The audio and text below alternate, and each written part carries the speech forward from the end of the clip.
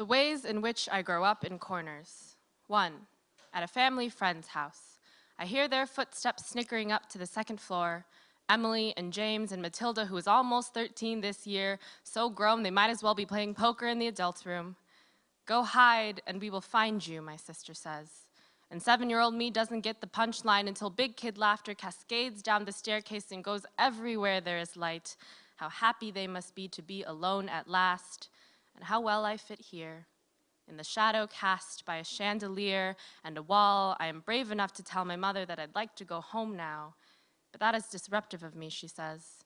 Between champagne and a royal flush tells me to round out my edges with a little more patience.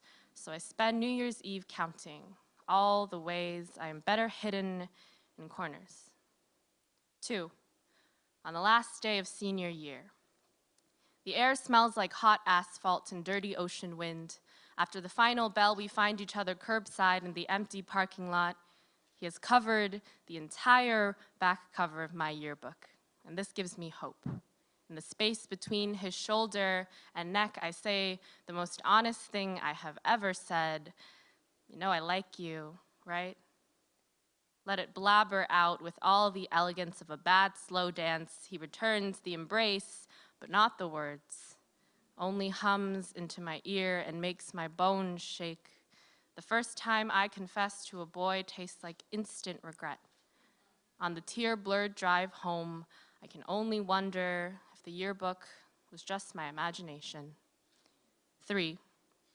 In an empty dorm room. It is spring break and there's a snowstorm outside.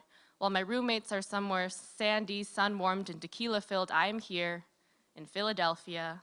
I'm landlocked, cold, and sober. In the window reflection, I catch myself hiding again. And this makes me want to play tic-tac-toe against myself.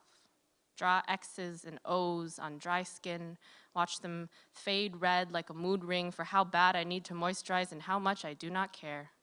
Alone, in the stinging and the game, I decide to call this therapy. Because I, who have been raised in corners, cannot help but look for closure in this.